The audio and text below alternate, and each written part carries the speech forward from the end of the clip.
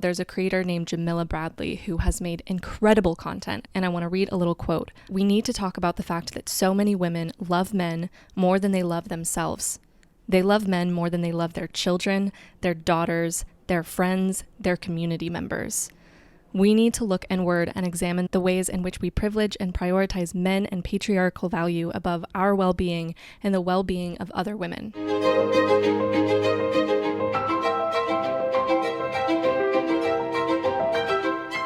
Hello, welcome to Wild Geese.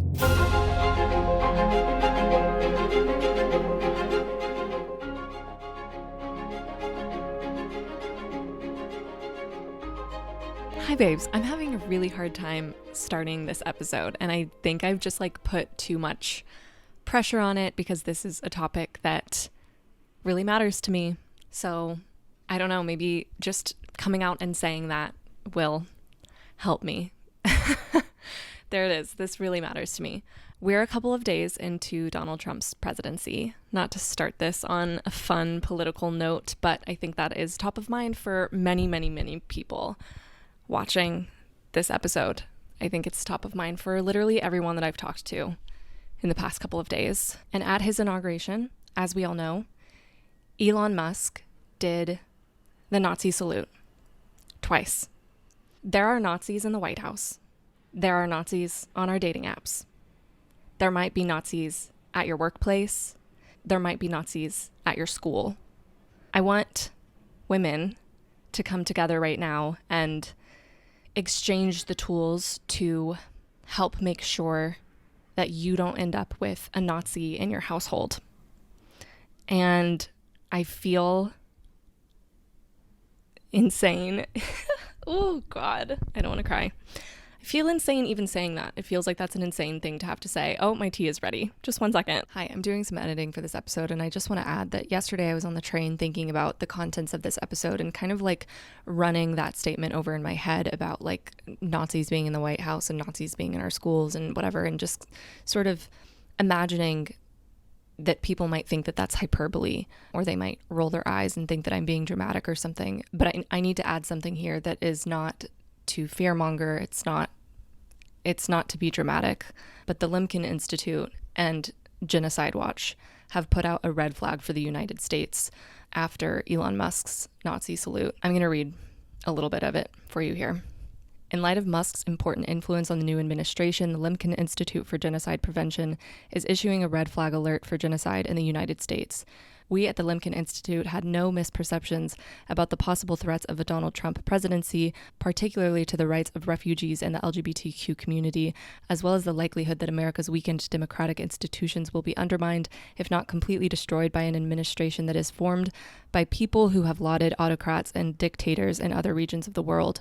We made this clear in our statement on genocide and the U.S. presidential election on November 4th, 2024. However, we did not expect to be issuing a red flag alert for genocide on the very first day of President Trump's presidency, after one of his closest advisors gave the Nazi salute twice to a crowd of cheering Americans.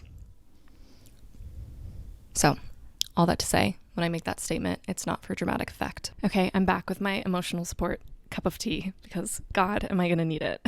So, what I was saying before, I know I might sound dramatic to some people, but I want to talk about Project 2025 for just a second. I promise we are going to launch into a conversation that is not all politics in just one moment, but stick with me. After only a couple of days, we've seen executive orders that are very obviously moving in the direction of Project 2025. So I need to talk to you about the first three things on this Project 2025 checklist. The first one is end no-fault divorce.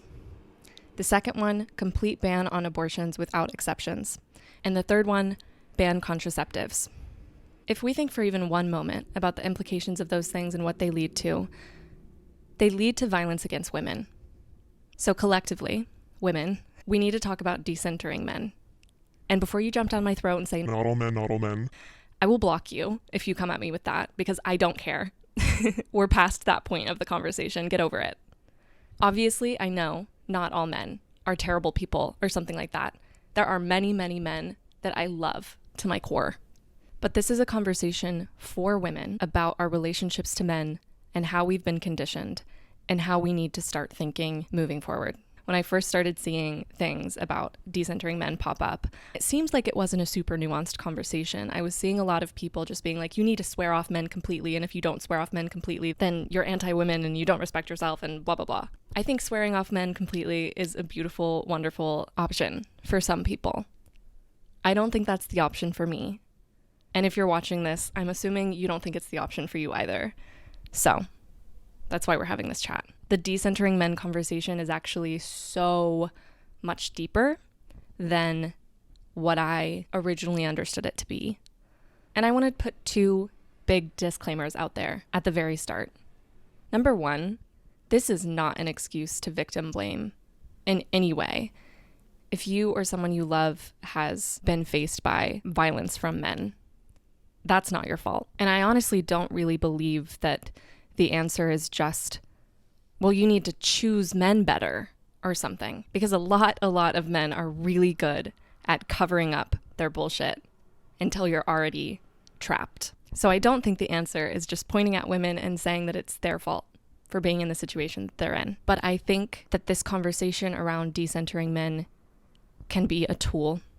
And I usually feel very unequipped to help in any expertise way with most issues, you know? I feel like I can offer up physical or financial service towards mutual aid efforts. But a lot of the times when it comes to education, I feel like I don't have much to add to the conversation. This conversation, I do feel like I'm particularly positioned for right now. And I'm not saying I'm an expert in decentering men. There are a lot of people that I will be quoting in this episode who I would say are subject matter experts that have, for lack of a better term, changed my life in the last couple of months.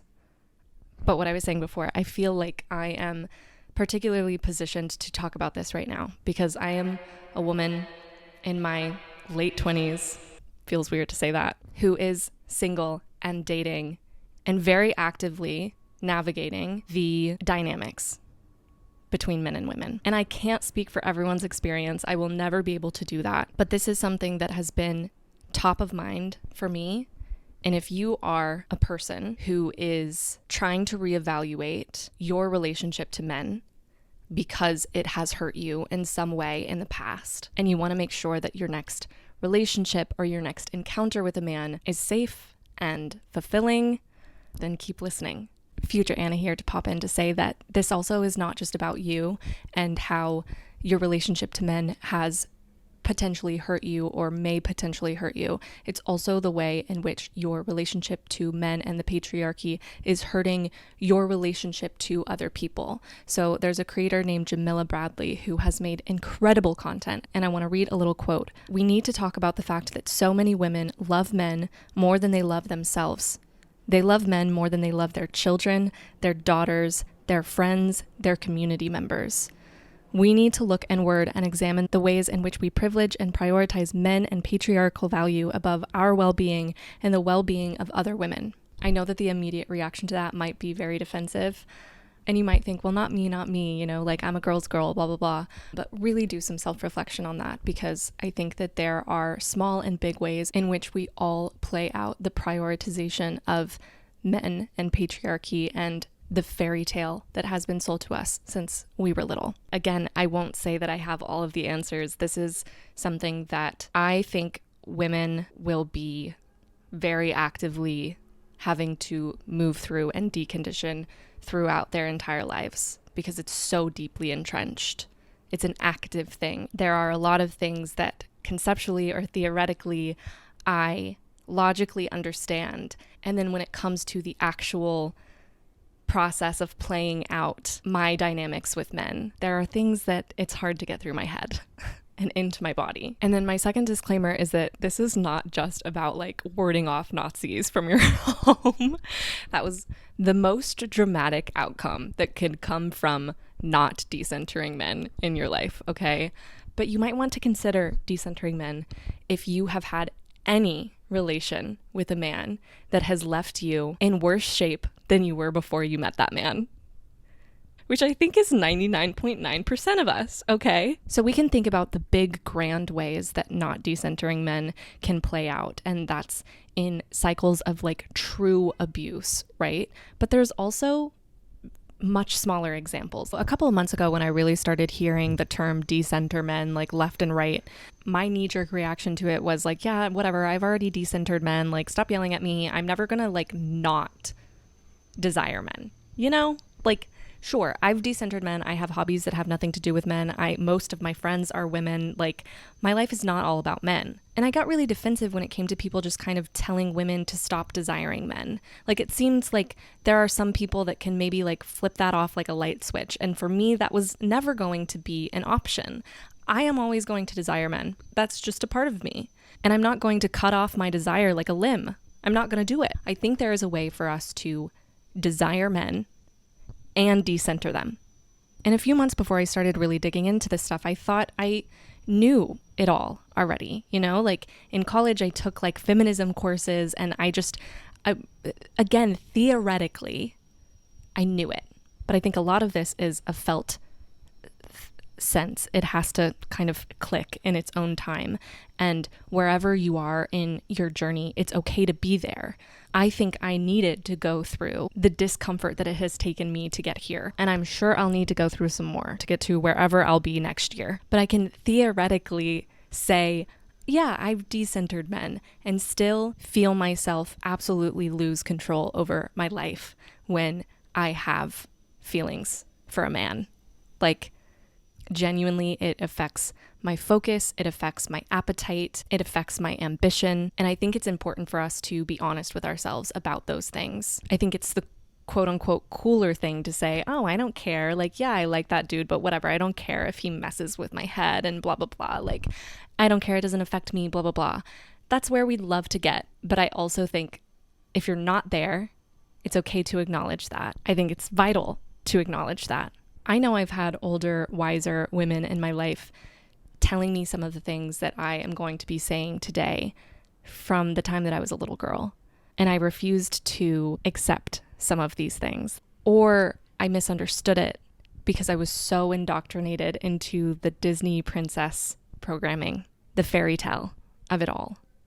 And anytime you see somebody else who tried to play out the fairy tale and it didn't work out for them, you think, well, I'll be the exception, you know, I'll be the one that gets it. I just need to contort myself into the most perfect being and then I'll get the fairy tale. I don't condemn my younger self for buying into that because I think that all of these lessons will hit you when they are supposed to hit you. I want to be clear that this episode is not going to be a how to date correctly, you know, how to date in a way to get the good guy and avoid the bad guys. There are so many dating influencers and dating coaches out there who can give you all of that advice. And there are so many rules and things that they're coming up with to try to help you navigate the dating scene. And what I'm coming to realize after a few months dating is that what's happening at a certain point is that I'm doing all of this work to try to date the right way and try to do the quote-unquote right thing so that I get a good guy and not one of the quote-unquote bad guys. And I can try to optimize my dating life all day long. But at the end of the day, if the guys aren't doing that with me, it's an uneven playing field. So I want to talk about a world in which the men don't do the work because they might not.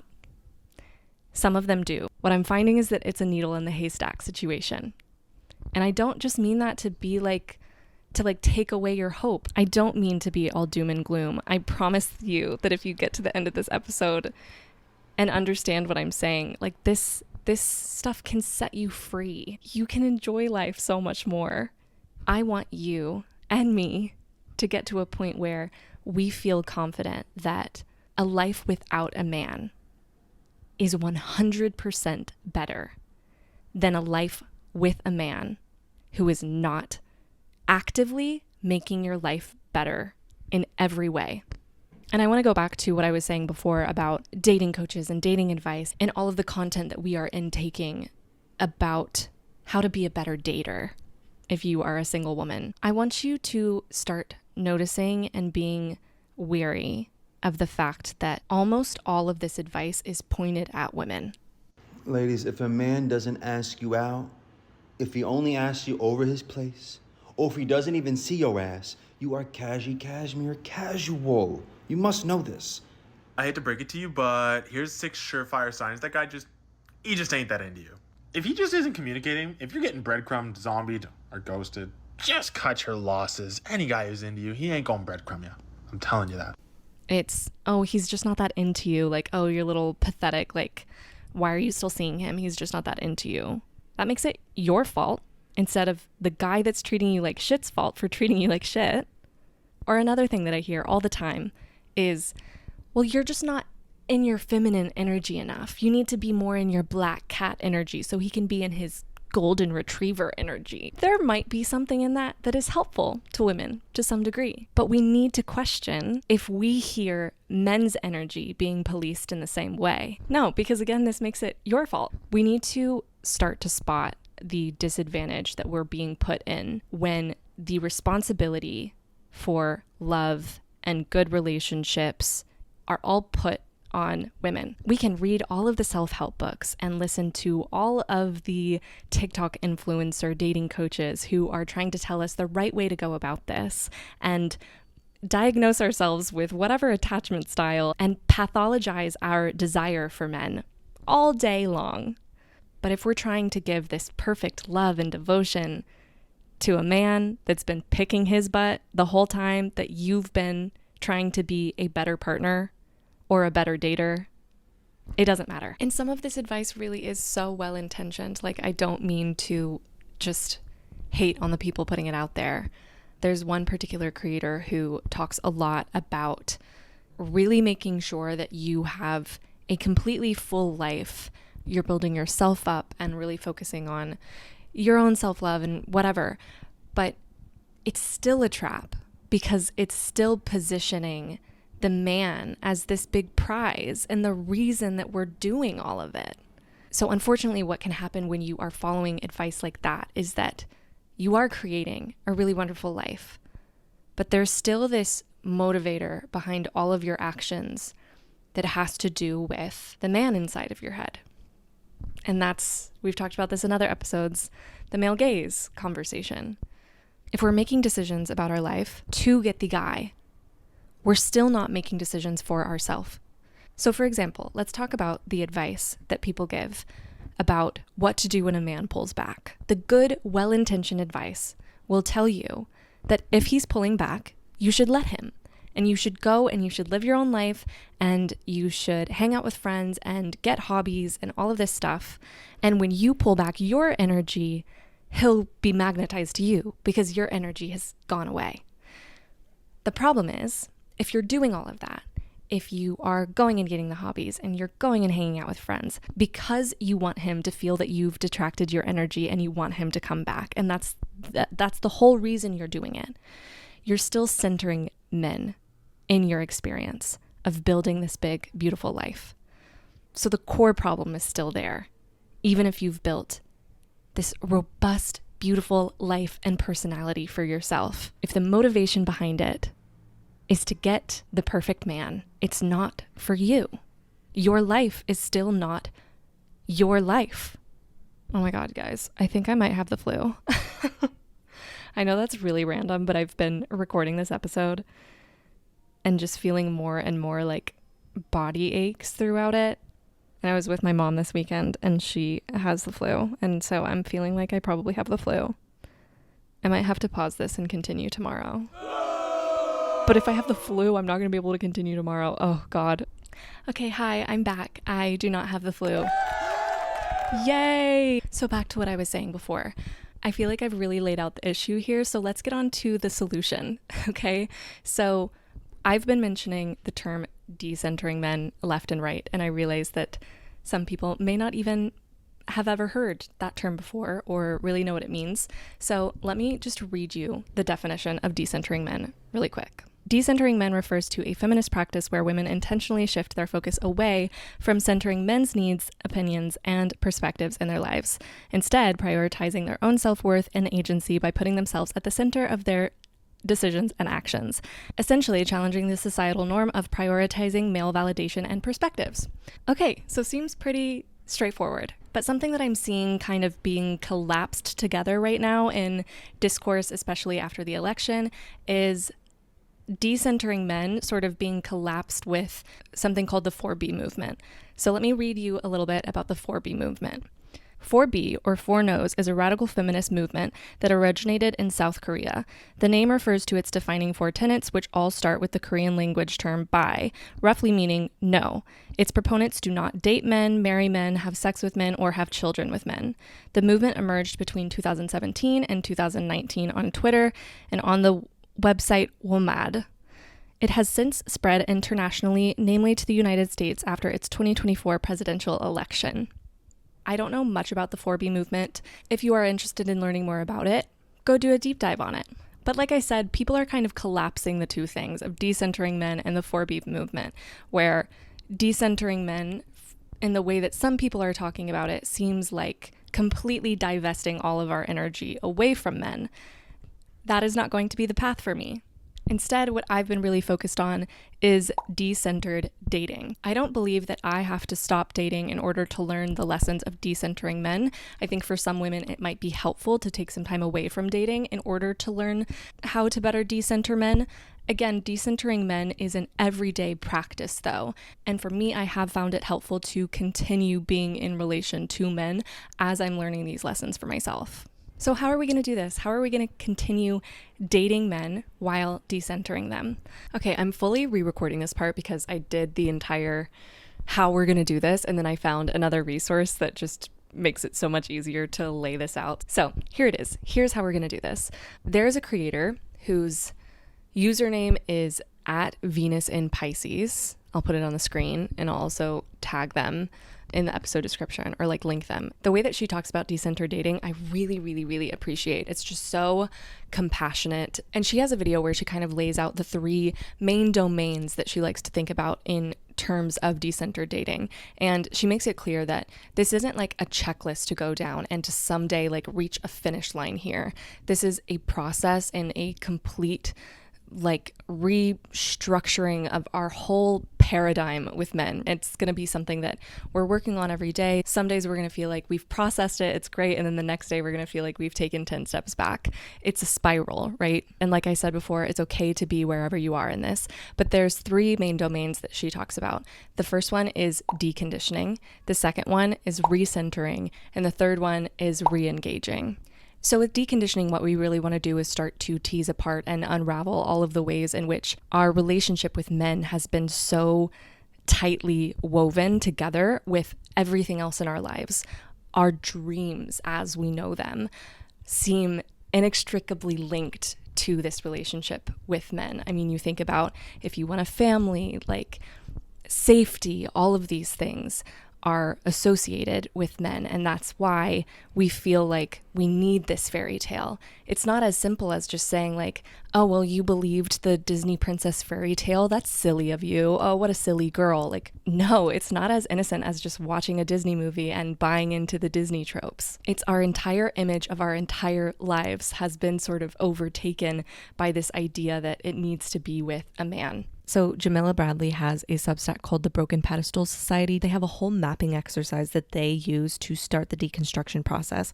And it's basically just a process of asking yourself a series of questions and going really deep with them. They have an amazing video that lays out the why and the how of this entire exercise. I'm just going to give you a really quick rundown, but to get a better understanding of it, definitely go follow them on Substack. So on one page, you can get like a big page, or you can just do this in your journal or your computer, wherever you want to do this. But the first part of this is asking yourself a couple of questions when it comes to specifically relationships with men. So the first question you want to ask yourself is what you want from a relationship with a man, and be really honest with yourself, right? Like, do you want somebody that feels like a best friend? Do you want somebody that makes your friends jealous that you have access to this man? Do you want a family with them? Do you want, what is it that you actually want at your core? And then ask yourself, what is the cost of that thing? So for example, if something that you want is maybe to have children with this man, then think about the costs of that, the physical, emotional labor, but also maybe you would be asked to put less towards your career. These are the costs that you want to start thinking about. And then in the next quadrant, ask yourself, who would make this cost worth it to you? I'm sure we've all seen the things where people are list out all of the attributes of your perfect partner. That's kind of what this is.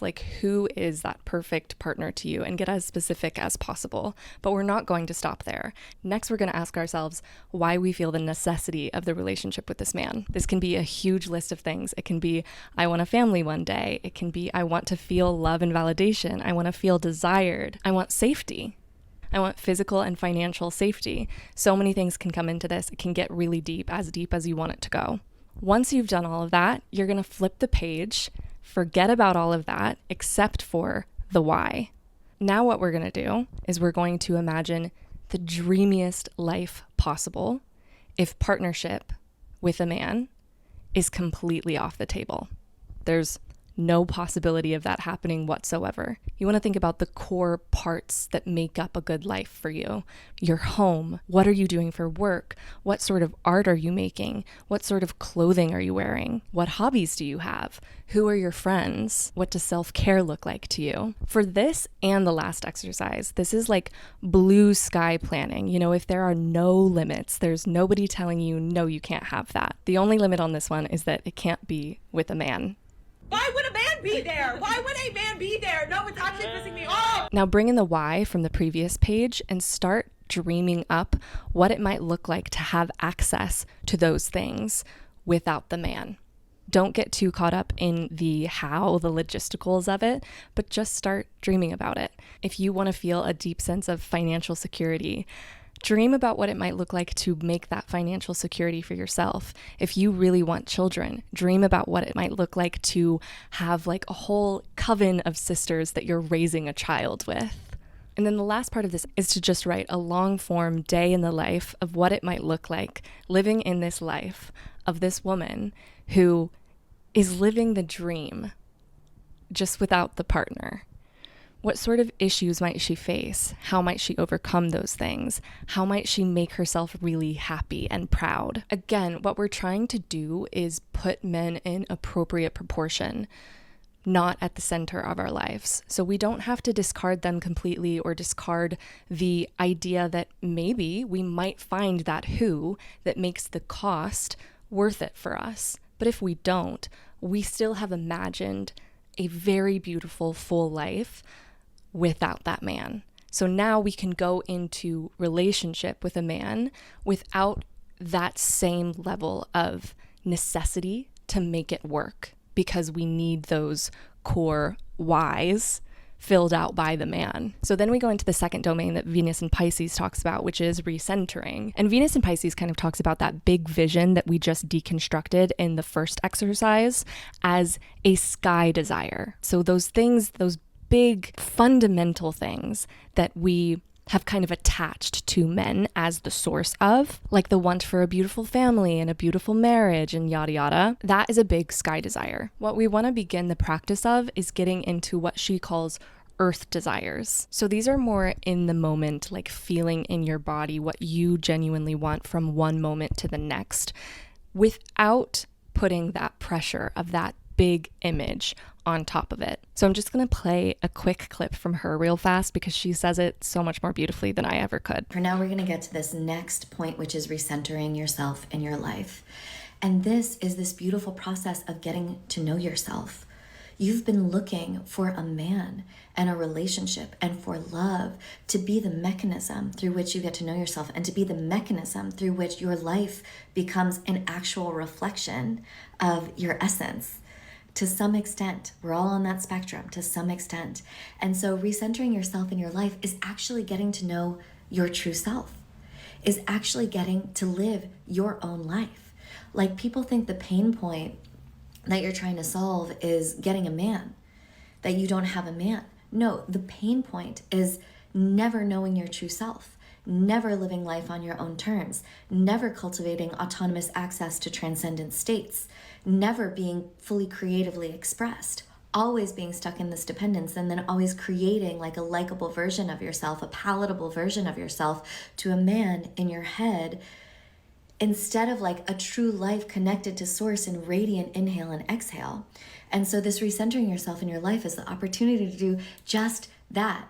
So I would say 80 to 98% of your life, depending on where you are, should be focused on pouring in, getting to know yourself, and recentering around things that genuinely bring you joy or depth or meaning or fulfillment.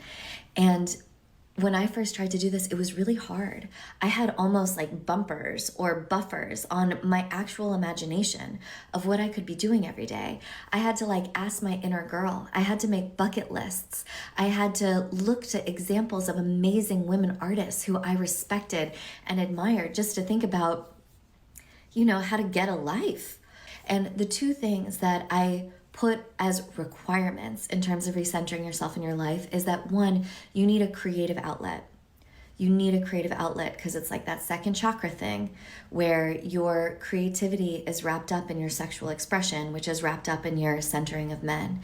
And so you got to claim that back, whatever it is. And you need to do something that is moving your body, because again, you're reclaiming that eros.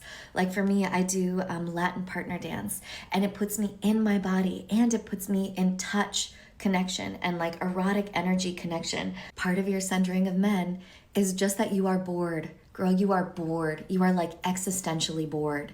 And you're looking for something to save you, for something to come in. And so you need to be the answer to your own boredom. And then the third domain that she talks about is re-engaging. So once you've started to really get into the practice of recentering yourself in your everyday life, when you're not necessarily doing it in relationship to men, then we start to go on these dates, re-engaging with them.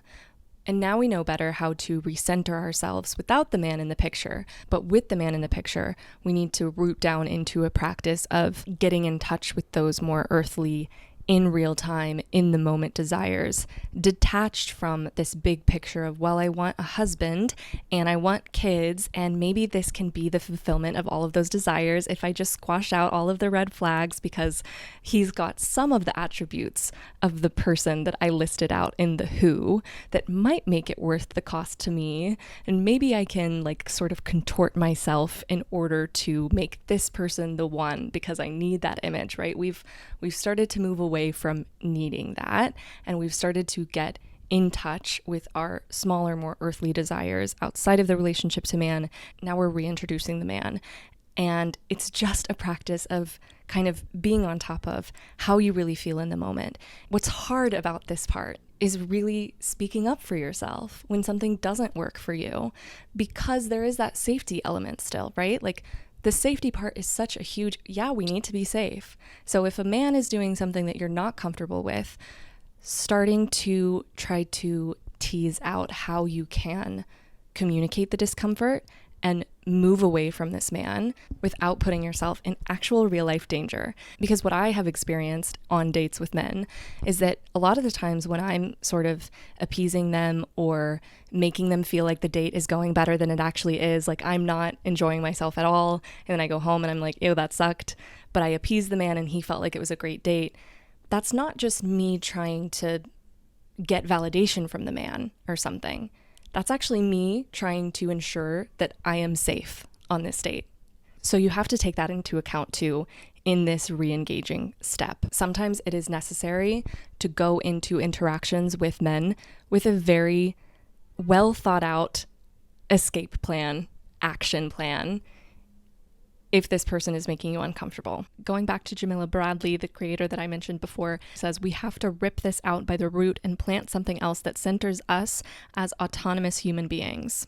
We need to get brave enough to betray the trappings and the false privileges that this system offers.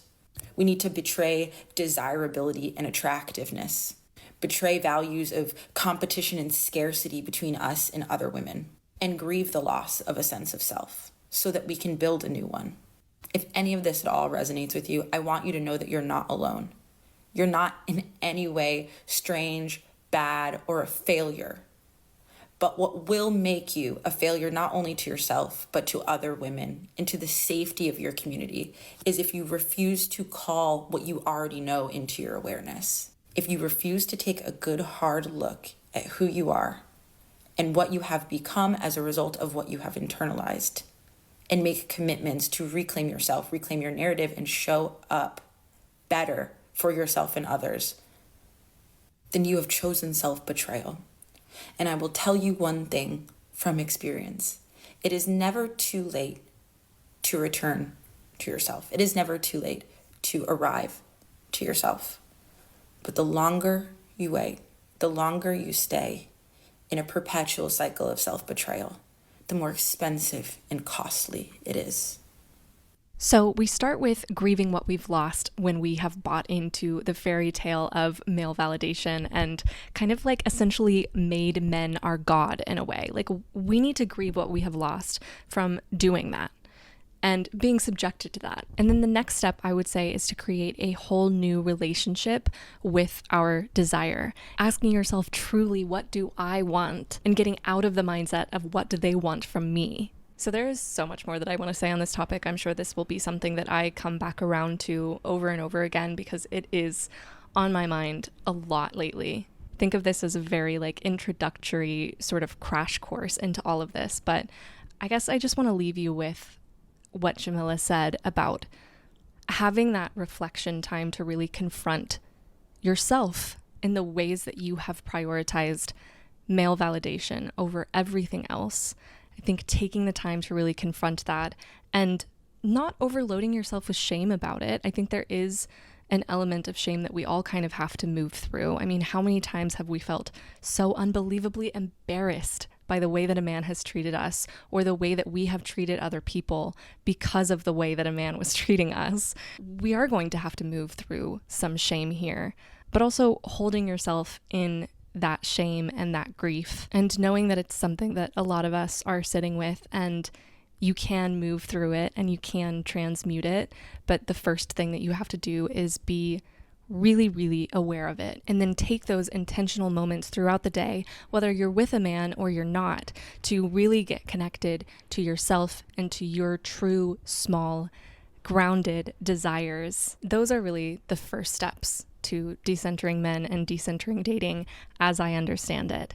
I think that when we start to really interrogate the ways that we have prioritized the fairy tale and the male validation, there will be things that come up that surprise you. I mean, when I was thinking about it, I always wanted to study abroad in college, and I ended up getting into a relationship right around the time when studying abroad would have been possible. And I think the fact that I was in a new relationship that felt really exciting and it felt like I was playing out the fairy tale, I didn't go study abroad. And that's a loss right there. You know, like there are big and small ways that all of this plays out and it'll look different for everybody. But I think thinking those things over and really trying to ground yourself in a different way to move forward in the future. How can you truly, truly prioritize your experience, even when you are really excited about a new man in your life, whether they're being perfect and beautiful and wonderful or not, you know, because this can even play out when they are being perfect and beautiful and wonderful. If you are prioritizing them and your experience with them over anything else in your life, there's going to be a huge cost to that at the end of your life. And I don't think that that's something to be really, really down about as we think about it now. Because if you know that now, then you can move differently now. And your life can open up in really exciting ways. And who knows what you'll choose tomorrow or the next day based on your actual, real desires. I think that's all I have for you today. Again, like I was saying, I think I'll come back to this. This feels very like tip of the iceberg with this topic. Let me know if you want to hear more about it. And I wish you all well. I'll see you in 2 weeks.